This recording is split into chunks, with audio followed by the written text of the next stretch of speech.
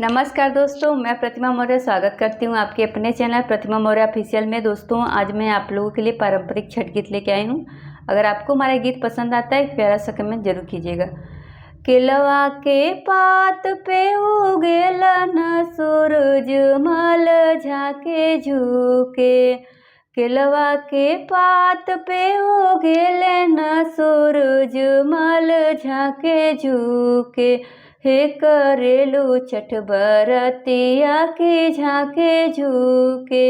हे करेलू छठ बरतिया के झाके झुके। हम तुहसे पूछी बरतिया बरतिया से केकरा लागे। हो करेलू छठ बरतिया से केकरा लागे।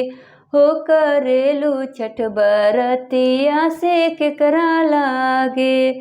हमरा जे बेटवा कवन जैसन बेटवा से उनके लागे।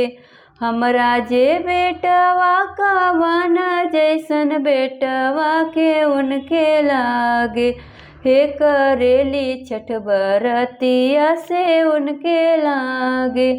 हे करेली छठ बरतिया से उनके लागे।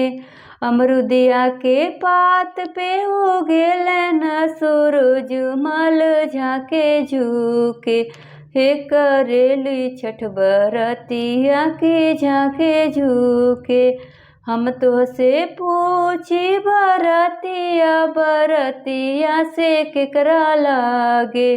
हम तुहसे पूछी बरतिया बरतिया से केकरा लागे। हो करेलू छठ बरतिया। हे करेलू छठ बरतिया से केकरा लागे। हे करेलू छठ बरतिया से केकरा लागे।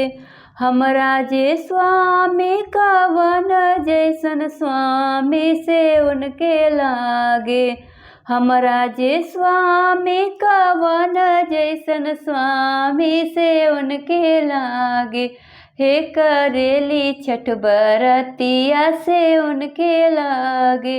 हे करेली छठ बरतिया से उनके लागे।